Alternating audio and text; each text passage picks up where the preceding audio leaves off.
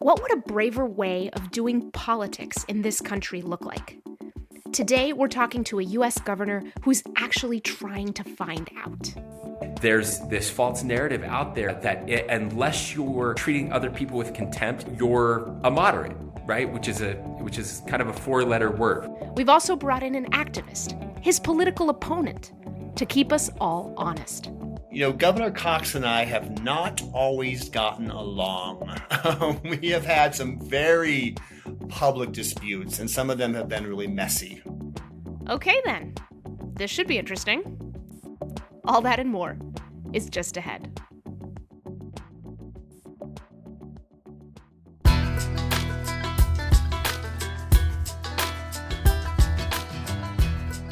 Welcome to A Braver Way, a show about how you, yes, you, can disagree about politics without losing heart.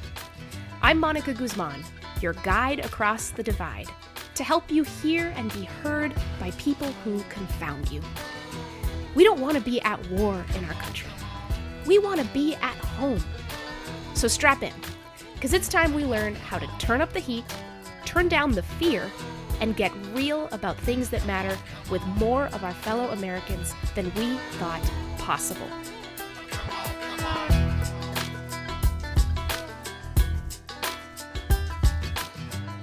Hey everyone, we are publishing this episode on Election Day. And what better way to mark that milestone in our national story than by talking to an actual, living, breathing politician working on one side of the partisan divide, and an actual living, breathing activist working on the other. But the politician you're going to hear from today is not your typical politician, and the activist is not your typical activist. Spencer Cox, the Republican governor of Utah, and Troy Williams, the progressive activist at the head of Utah's most active LGBTQ rights organization. Don't buy the notion that a good way to stand for the ideas on your side is to attack the people on the other. When I met Troy Williams and learned how he fights for people whose differences make it hard for them to get the same privileges and protections as someone who's straight, or who over the course of their lives were known by others consistently as either a man or a woman, I was blown away. And I got curious. Debates around gender and trans issues are raging everywhere. When you're at the center of something that high stakes, that personal, facing lots of resistance, what does it look like to do more than rage back? You'll hear from Troy throughout today's episode.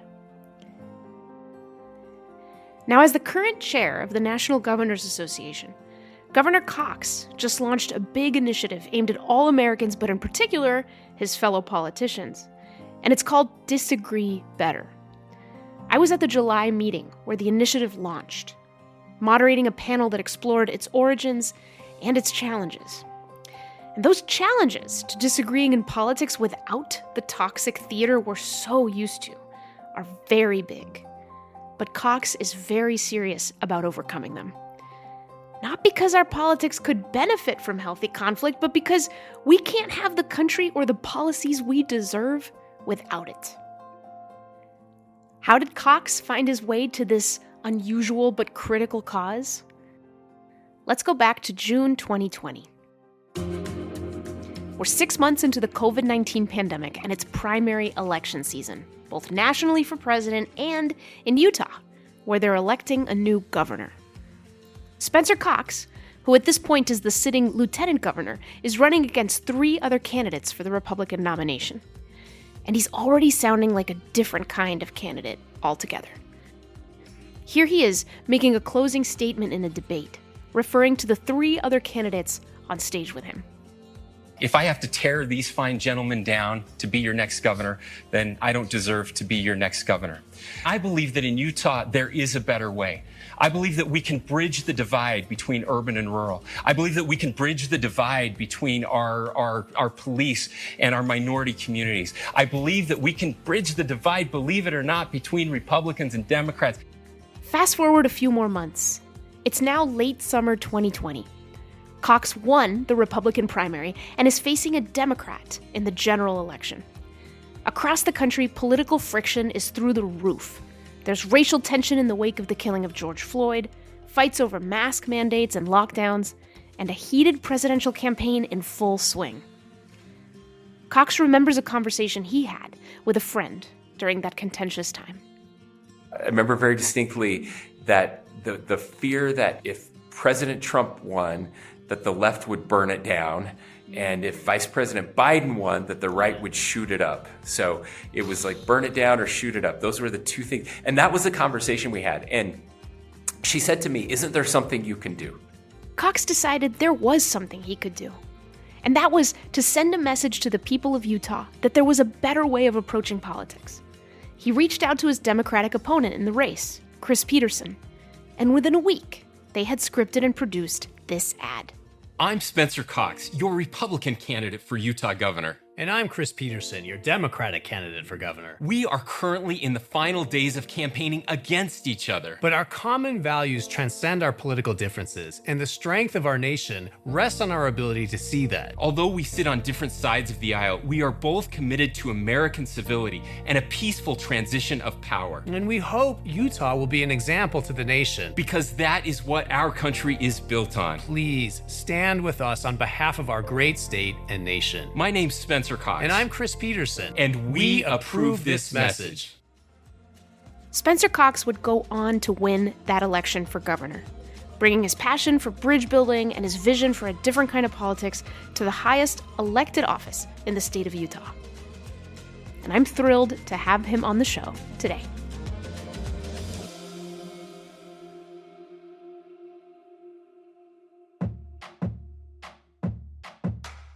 Before we get to the interview, I want to tell you about one of our supporting partners. Life After Hate is a leader in violence intervention, helping people disengage from violent extremist groups online and off.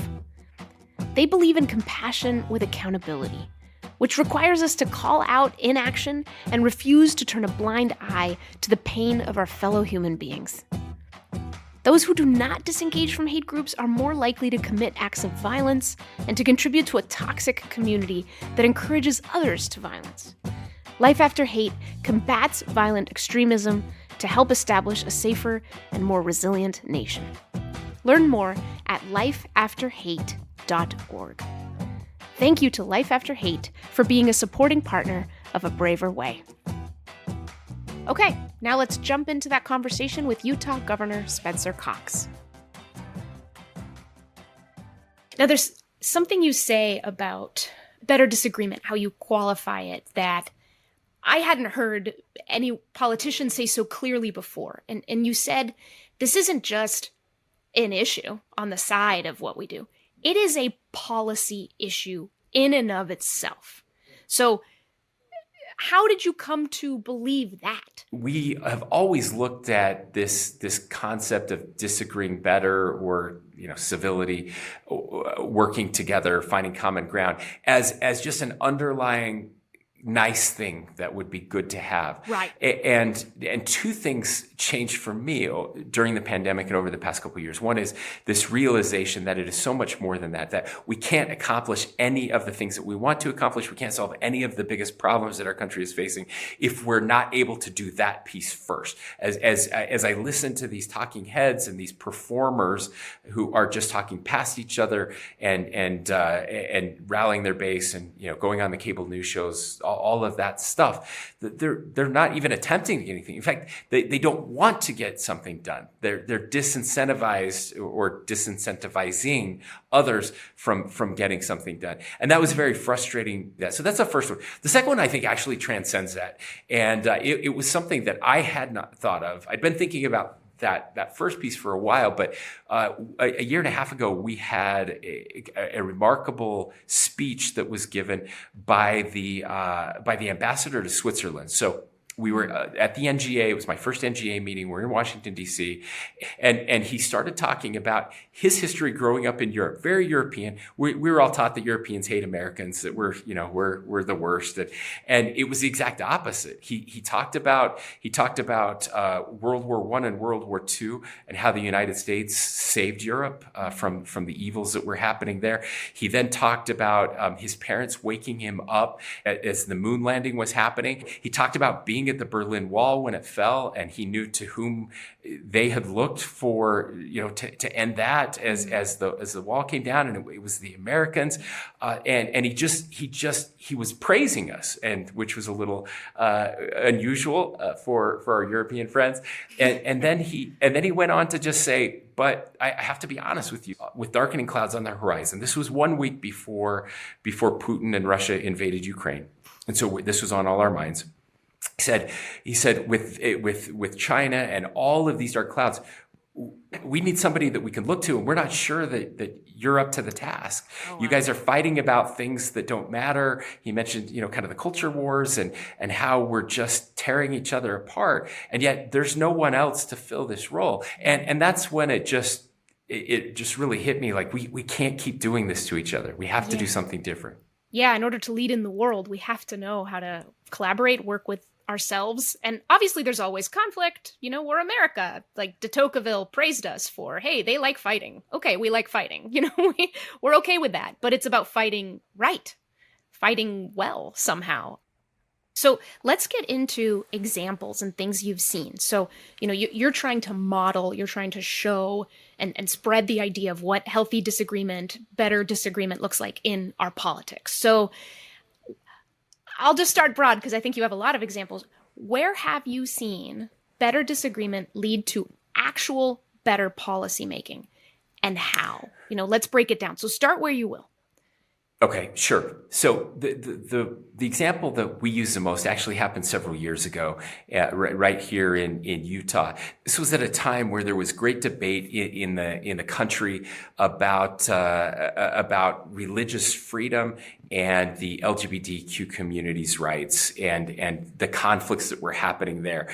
And so here in Utah, we thought, okay, is there a better way? We kind of put everybody in the room together. We put religious leaders from all different faiths, and we put the LGBTQ leaders in the room. We had some legislators in there. We had the governor's office obviously was represented there to see if they could hammer out some sort of idea or ideals or compromise. And to their credit, I mean, it was an incredibly hard lift. They were able to do that. It was wonderful to see. I wasn't directly involved with all of those negotiations, but we called it the Utah Compromise. It came out, and so those were great times. And that was a little before we became even more divided on these issues, and the culture wars hadn't really kind of hit their stride yet. And so they came out, they hammered out a piece of legislation that was that allowed for more religious freedom, but also added protections in employment and housing for the LGBTQ community, which was really groundbreaking and a model to the nation. And so I was very proud of that. So I've kind of taken those as I became governor and thought, can we implement that idea? And so this past session, again, as the culture wars are heating up, we've seen some very divisive issues come forward around transgender rights and transition surgeries and healthcare. And so I guess specifically that's one area where we tried to do that as we were heading into the legislative session.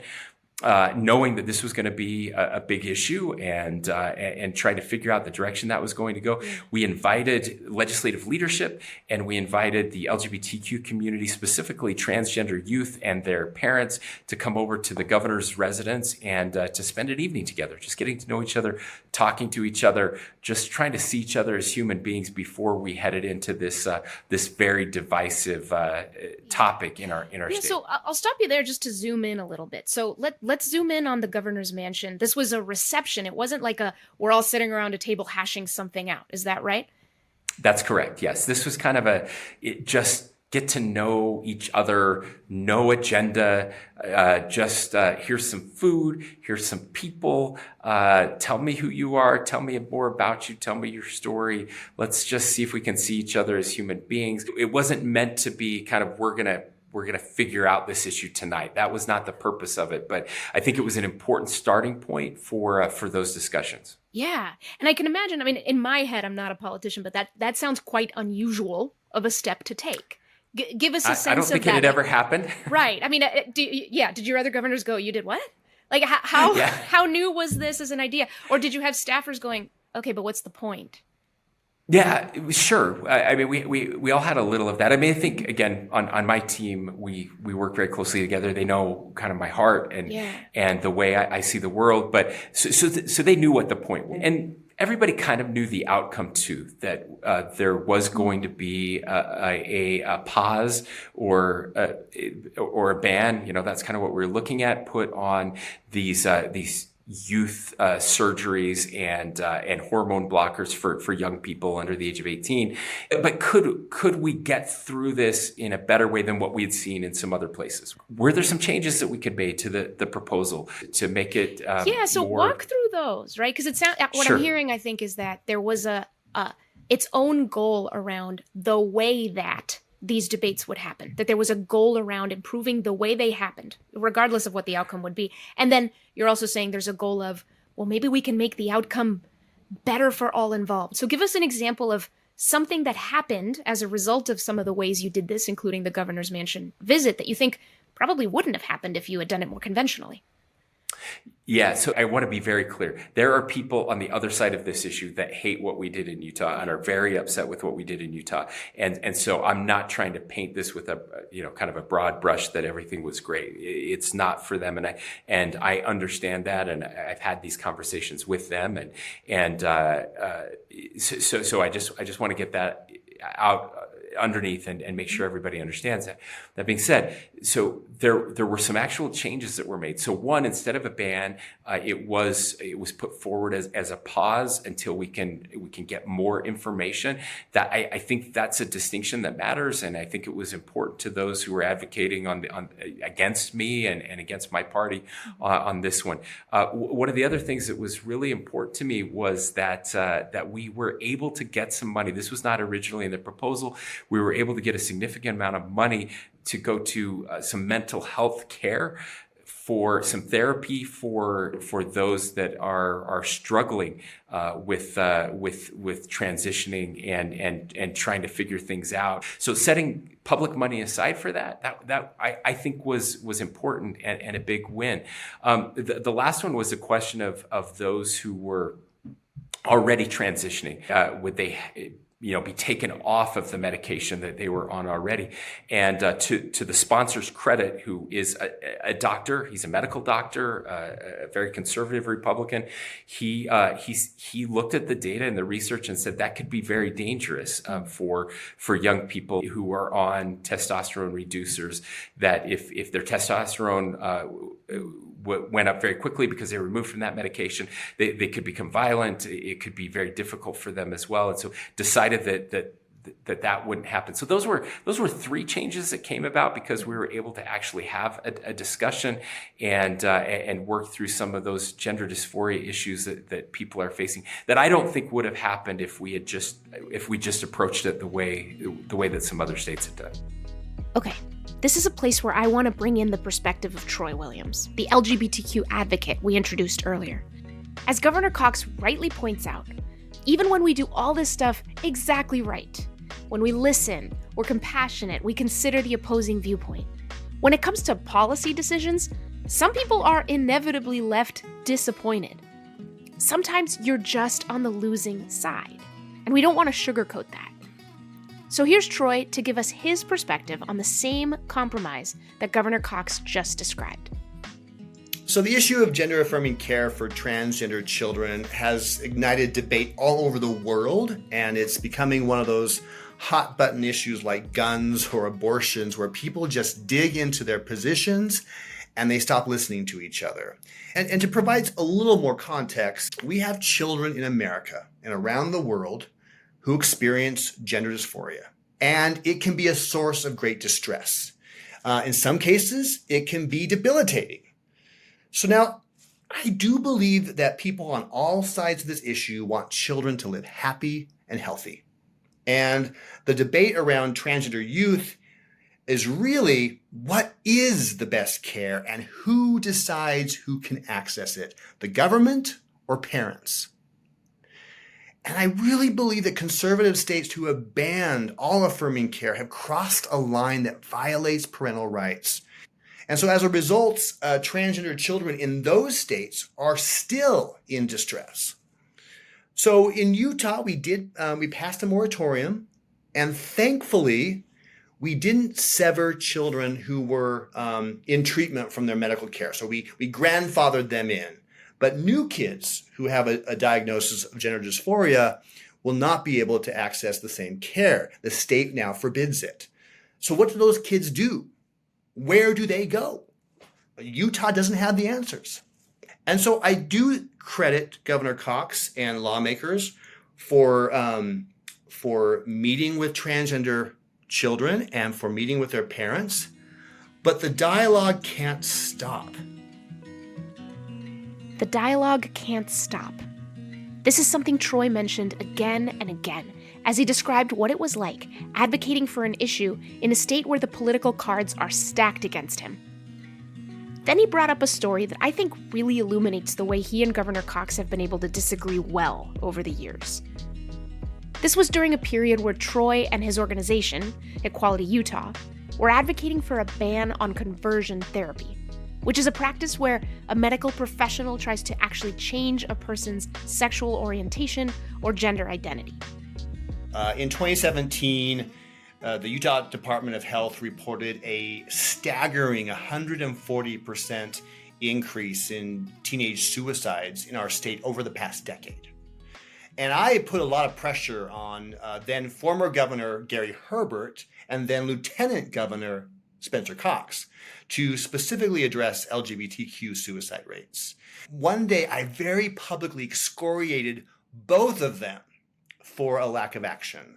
Specifically, I called them out for not doing enough to support our proposed ban on LGBTQ conversion therapy, the practice of which we knew contributed to higher rates of suicide ideation. And at one point in our conflict, a group of LGBTQ students from the University of Utah and other colleges gathered to protest outside of Governor Herbert's office. It was then Lieutenant Governor Cox who went outside, sat with the students, and he listened to their stories. He sat down, and he actually sat on the floor with them. He really came down to meet them where they were, literally. And the kids were, all the passion of youth. And I was texting a few of them, and I said, "Don't hold his feet to the fire. Don't let him just give you platitudes. Really challenge him to not just say the right things, but to do the right things." What a thing to imagine, right? The lieutenant governor of a state sitting on the floor and engaging with these young activists. So, Governor Cox, what made you decide to go out there into that hallway with those protesters, when I would imagine most politicians would just avoid the situation altogether? I think that, I know that we are just better when we get to know other people and when we go into those spaces where we're unexpected. So, a Republican showing up on MSNBC or a Democrat showing up on Fox News. I always get intrigued by that. But outside of that, more importantly, when we go into spaces where we can get proximate, I had read the book Just Mercy by Brian Stevenson. And it's an incredible book. If people haven't read it, I highly encourage it, where he talks about the power of getting proximate, getting close to people who are different than us. That inspired me. And we talk about it all the time, that if we can get close to people that are different than us, it helps us be better. It helps us make better policy. And it can persuade too. It can help them understand some of the realities of what we're dealing with. So anyway, long story short, I decided to just go out there and sat down on the floor with them and did a lot of listening. It's really easy for politicians to talk, as you've noticed. You kind of have to be, but it would have been really easy to go out there and tell them all the reasons they were wrong and what they should know, and kind of educate them on why this and what they could do differently and blah blah blah. But that wasn't helpful. It was really just an opportunity to listen and to learn from them. And what did you learn? What do you remember learning from those conversations? Well, I remember learning how emotionally hurt they were, how impacted they felt by this. We live in this world of politics where you win some, you lose some, and you just move on to the next thing, right? There's 500 other things that I've got to worry about. But for them, there weren't 500 other things to worry about. There was this, and it was very personal to them. And so again, it helped me have more empathy, more compassion for what they were going through. And eventually I was given an opportunity to kind of explain what I thought happened, why I thought the bill didn't move forward, and what could be done to move things forward in the future. Interestingly, Governor Herbert was able, through a rulemaking process, to ban conversion therapy in Utah, and so that kind of moved forward. And then something interesting happened later, right? So yeah, there's very another interesting. story here. Go ahead. There is another story. You tell it. It's all connected. It is all connected, but it seems like it has other lessons for better disagreement. And this is where I should just let you explain it. But go ahead. Tell us what happened that eventually made this a bill. Yes. So now, now several years pass, right? And now I'm the governor. I'm not the lieutenant governor. But this past legislative session, we not only did we have the transgender youth issue, but there was another one. There were two, again, very conservative legislators who had a bill to undo that rulemaking process and bring conversion therapy back to Utah. Obviously, that for Troy and his team, Equality Utah, that would have been a huge step back, something they were very, very much opposed to. And so they kind of were fighting these two big issues at the same time. And I have to give a tremendous amount of credit to both Troy and to these amazing legislators who were willing to get in a room together and just work on this issue. And they didn't give up. They could have given up so many times, but they sought to understand each other, trying to figure out why do you want to bring back conversion therapy? Well, they didn't really want to bring back conversion therapy, but they felt like the bill had gone too far in making it almost impossible for therapists to talk to young people who were just struggling, who were trying to, talk therapy, trying to get through a difficult time. So they kept with it. They really did. They stayed in there together, and magic happened. They figured it out. They changed the wording. They got it exactly right so that we could have a permanent now ban, not just a rule ban, but a legislative ban on conversion therapy. I want to reiterate what Governor Cox just said there, because I think it's such a good example of what can come from engaging with the ideas on the other side by openly and honestly coming together. The two sides came to realize that their two positions were not mutually exclusive. When it was simplified down to buzzwords, conversion therapy, it felt like they were diametrically opposed. But when they really got to the heart of what each side wanted, it was more complex. Here's how Troy described it. What we learned from talking with them is that they didn't believe that conversion therapy actually worked, but they were concerned because some therapists didn't know what the line was, what they could or could not say, and have it not be considered conversion therapy. And so once our emotional defenses began to lower, and we stopped vilifying each other, and we truly started hearing and presuming good faith from the other side, then we got down to business. And they expressed a concern that they wanted greater guidelines. We said, of course, we can provide those guidelines for you. And we did. And we got to a point where both sides, conservatives and liberals, became comfortable with this. And we were able to bring all the stakeholders together, got a piece of legislation that provided a robust ban on conversion therapy, and came to another grand compromise and successfully rallied the whole legislature together. And I think everyone was so I believe a little bit weary after going through the big legislative battles over transgender medical care, that I think people were eager for a compromise that everyone could get on board for. And I will remind you that not only did this pass unanimously, but this is a supermajority Republican state, Right. and in kind of at the height of the culture wars, that this could happen in the same legislative session where there was this pause on transgender care. It would have been very easy. In fact, the playbook would say that Troy and his team should have taken that issue on which they mostly lost, right? And they should have used it to skewer the Republican legislature and this awful governor. He should have sent out fundraising emails calling us all terrible names. That's what happens in this space. That's what happens with and the activist communities organizations. that are angry and frustrated would have appreciated that, right? That's the raw meat. It's the red meat we give each other. Yeah, not only would they have appreciated it, but Yeah. they probably didn't appreciate his continued engagement on these issues. It's almost like, what are you doing? You can't talk to these people, right? I mean, you can hear it. You hear it all the time. Why are you even giving them the time of day? Why are you even engaging with them? They hate us. They're trying to ruin our lives. So to his credit, he did not do that.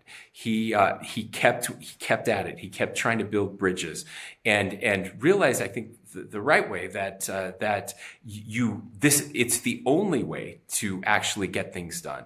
And again, to his credit and the legislators' credit, they were able to come out of this with a deal that passes unanimously. And sadly, that doesn't get much attention at all.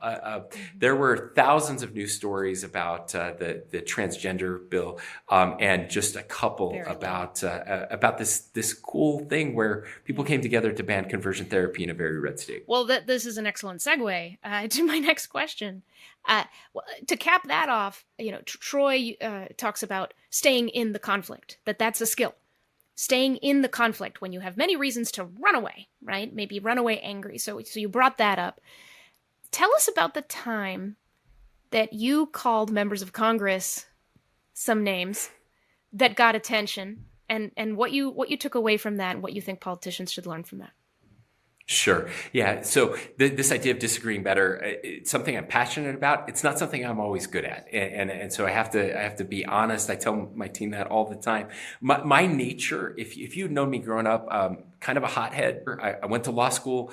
I became a litigator. I think I'm pretty good at it. Put me in a courtroom and I can find the hole in a case or in a witness and tear them down pretty quickly.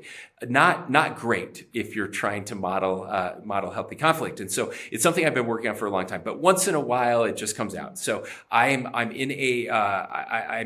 a press event, and we were talking about an issue that I'm also passionate about, which is immigration and immigration reform. I think it's the easiest of the controversial issues to solve in our country. I think Republicans and Democrats are generally aligned on this. The voters, if you ask Republicans, they believe in fixing legal immigration. If you ask Democrats, they actually believe in securing the border. Like, there's not much controversy here. Politicians love this issue because they can divide us, and they score points and fundraise off of it all of the time.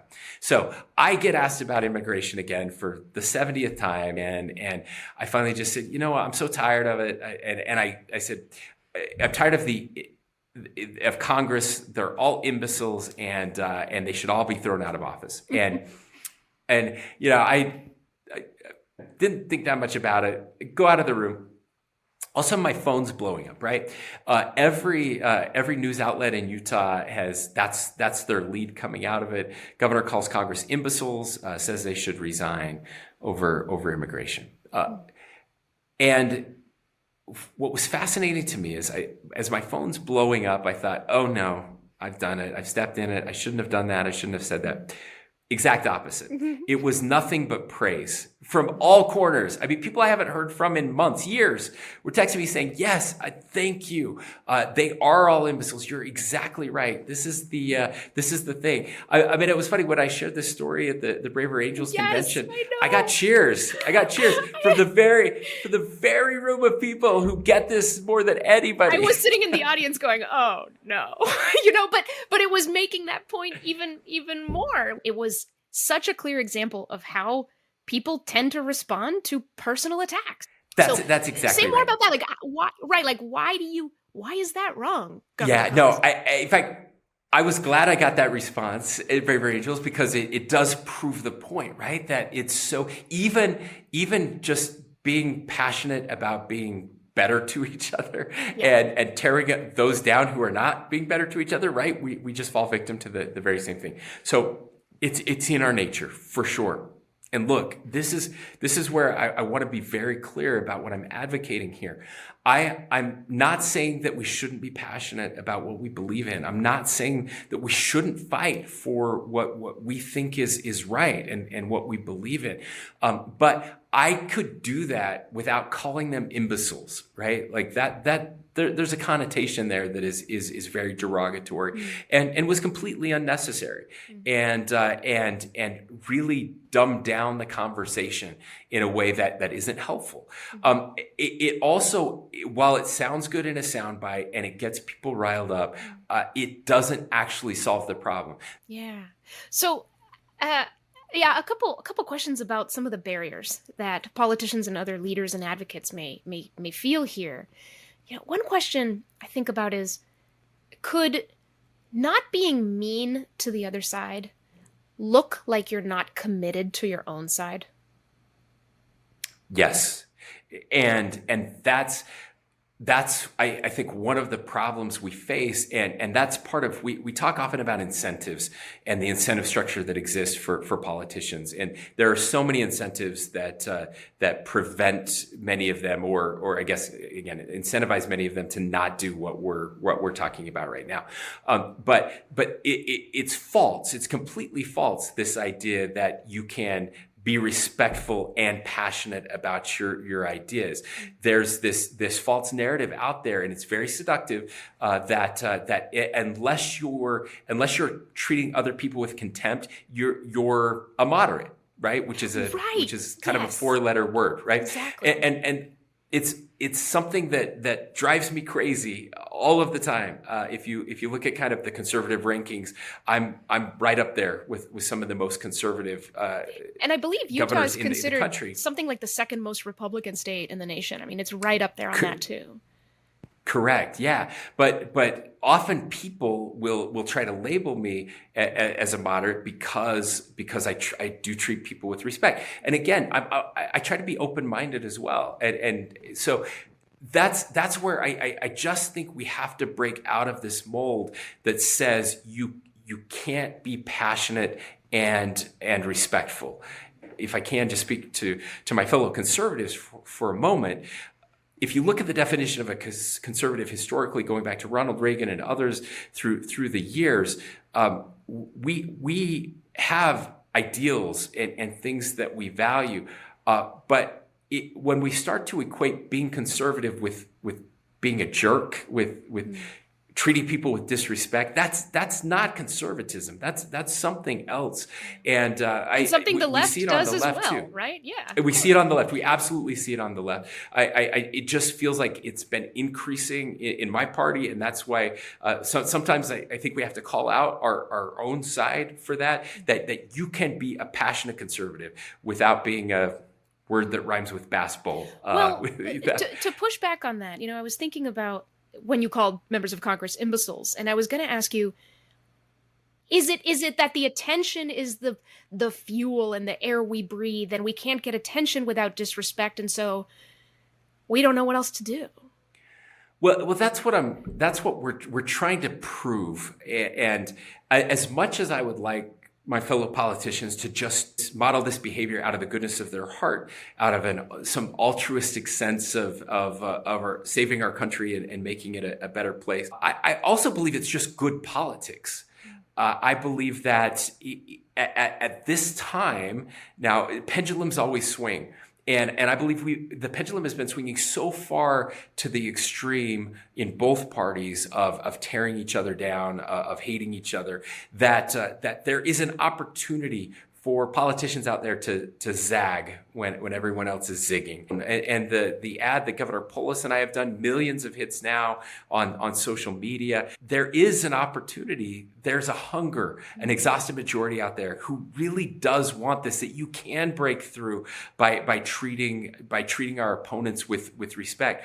I believe in my cause, and I believe in trying to persuade people that conservative values are best for our country and the right path forward. I can't even have a conversation to convince people to join our side if I'm always tearing them down. And I've been pleasantly surprised at the media attention that we're getting. I'm very hard on the media. I believe that the media is part of the problem generally, that they love the divisiveness.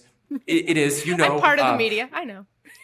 But it's just true. But in a way, because again, back to the cheering at Braver Angels when I call them imbeciles, right?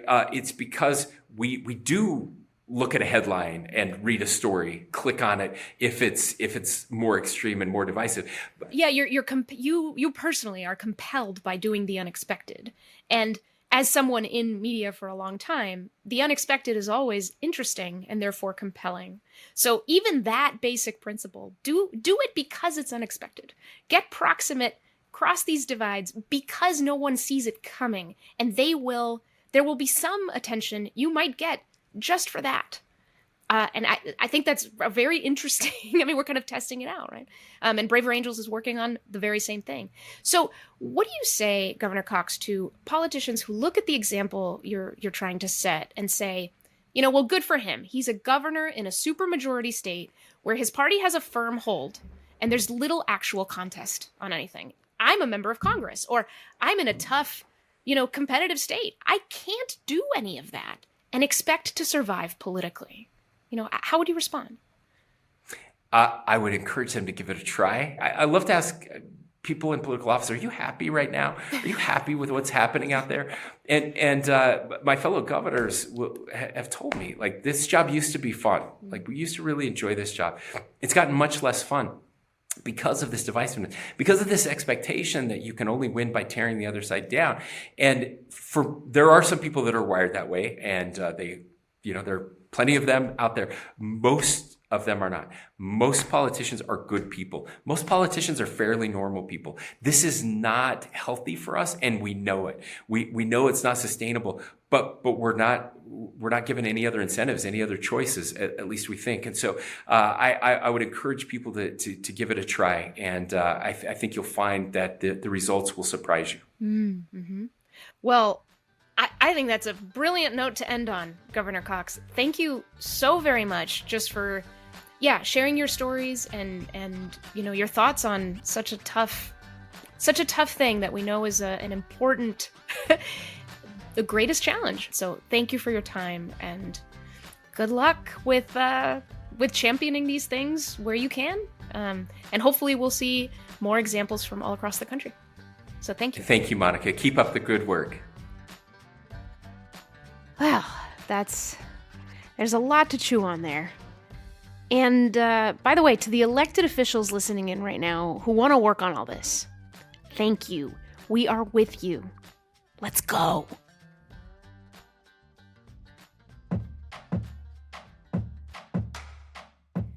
Before we move on, I want to tell you about another one of our supporting partners. Immigration policy is one of the toughest issues dividing Americans. It seems like every newscast shows chaos at the border or big city mayors begging the government for relief. So many of us feel that no matter how dysfunctional the immigration system gets, no one can or will do anything about it. Numbers USA is an organization of 8 million citizen activists who believe that better immigration is needed and possible. They advocate for an overall reduction in immigration, but they know that any policy change for the better in this country will only happen when Republicans and Democrats, liberals, conservatives, and moderates can sit down together, engage in civil discourse, and agree on problems and solutions. That's why Numbers USA is proud to be a charter member of the Braver Angels Network. Check them out at numbersusa.com. And by now, you've heard about a handful of these Braver Network partners over the past few episodes, so you might be wondering, what is this Braver Network? Braver Network is a voluntary network of hundreds of national and community organizations working together to bridge the partisan divide. All the supporting partners you'll hear featured on this podcast are members of Braver Network. Some organizations are from the right, some are from the left, some have absolutely nothing to do with politics. Many actively disagree with each other, but all are committed to the common cause of building a movement for civic renewal. To learn more about Braver Network and how your organization can join, go to braverangels.org/braver-network. After we stopped recording the conversation you just heard, I asked Governor Cox where he was headed to next that day. Turned out he was going to go meet President Biden on the tarmac and welcome him to Utah. He told me he anticipated a lot of blowback from members of his party. How could you welcome the enemy? But judging by the confident, defiant look on his face when he was telling me this, he had absolutely no intention to reconsider. Cox did welcome Biden to Utah that day. And not long after that, he took the mic in front of a crowd gathered at the VA hospital in Salt Lake City. Biden was there to give a speech, and Cox was the only high-ranking Republican to attend it. There's been some question over whether or not the governor of the state of Utah would welcome the president of a different party. I think it's insane that we are having those conversations in our country today. I so appreciate my blue state partners, governors who welcomed President Trump, and we welcome President Biden here. We honor this office of the presidency. When the president succeeds, America succeeds, and we want to find ways to work together. We also do want to push back when we disagree, and I think we've gotten really good at that part. But we need to remember the other part of that equation that makes us so proud to be Americans.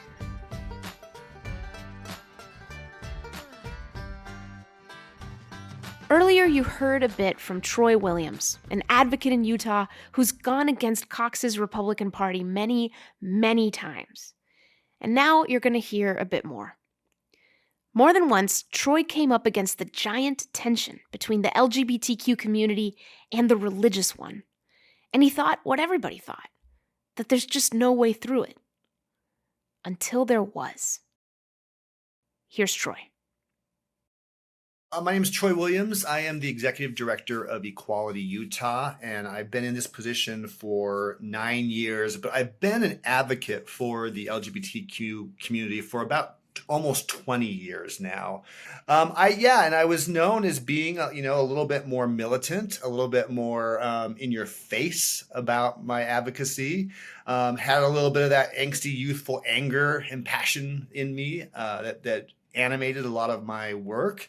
So we went through some pretty raucous political battles, particularly over gay marriage. And as we were engaging in those battles, they were very contentious.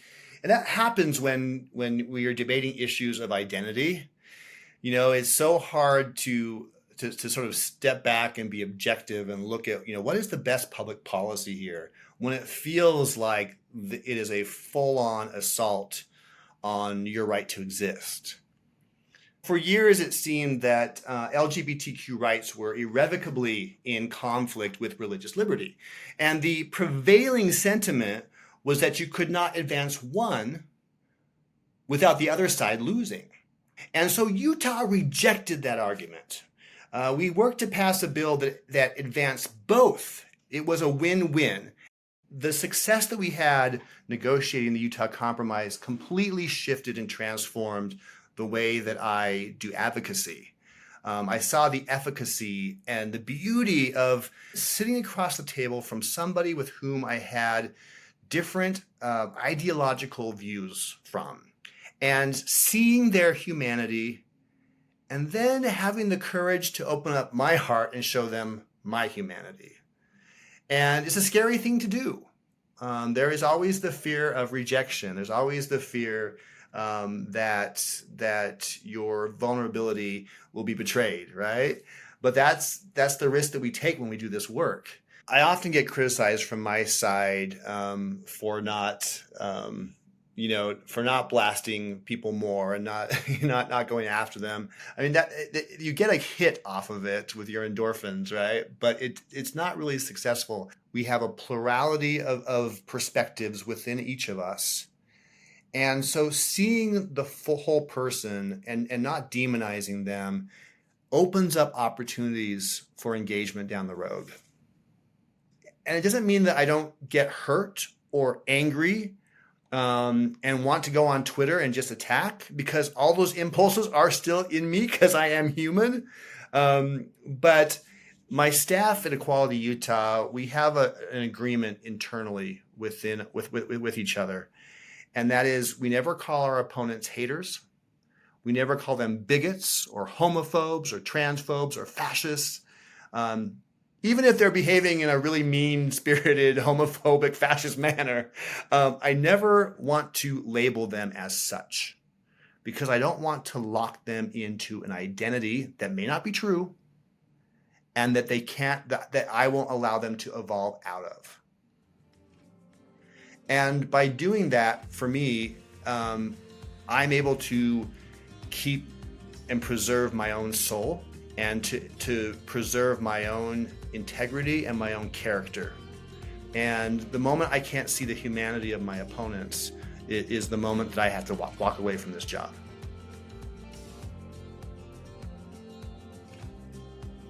I want to share one more thing about Troy that Governor Cox told me at the NGA event in July. When the Utah Republican Party had its recent convention, Troy and Equality Utah didn't stay away. They got a booth. They set up shop. No kidding. They handed out materials. And when people they talked to got angry, they listened. Utah Republicans still talk about this. It was, just like Cox was saying earlier, doing the unexpected. And there's a detail Cox passed on that I'm not about to forget. When the conversations were winding down, Troy, the advocate, would always offer the other person the last word.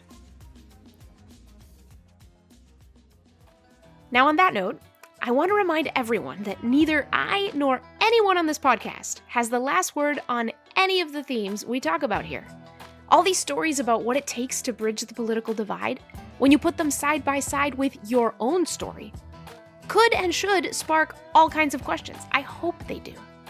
So if you found yourself mulling on a concern or a reflection as you've listened back, I invite you, nay, I encourage you, to turn it into a question and share that question with us in a quick email to abraverway@braverangels.org.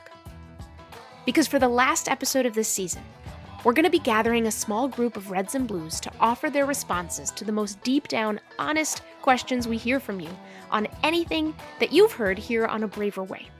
Some of you have already sent in wonderful stuff, and I can't wait to hear more. And with that, I'm ready to send you brave souls back to your worlds with a song.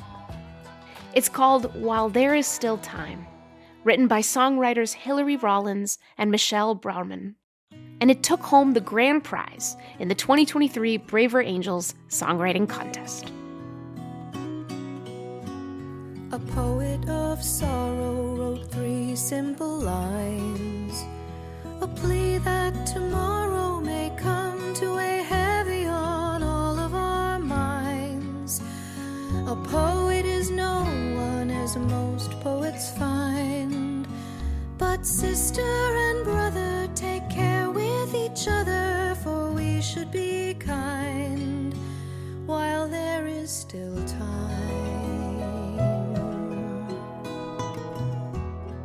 And that's our show. Thank you for joining us on this 4th episode of A Braver Way. It's been lovely chatting with you all. A Braver Way is a production of Braver Angels. We get financial support from the MJ Murdoch Charitable Trust and Reclaim Curiosity. Our senior producer and editor is David Albright. Our producer is Jessica Jones. Our theme music that you hear in the intro each episode and in some other spots is by the fantastic #1 Billboard bluegrass charting hip-hop band, Gangstagrass. A special thanks to Mike Casentini and to our contributor, April Lawson. I'm your host and guide across the divide, Mónica Guzmán. If you like what you've heard, hit subscribe, give us that 5-star review, and share this episode with your friends all across the political spectrum. And any elected representatives you happen to know. We'd love to hear from them. Questions, comments, unexpected things? You can always reach us at abraverway@braverangels.org. Take heart, everyone. Till next time. From the ashes of fear, will you stand and bear witness, reminding mankind that we're all connected, our lives intertwined, and we must awaken the willfully blind.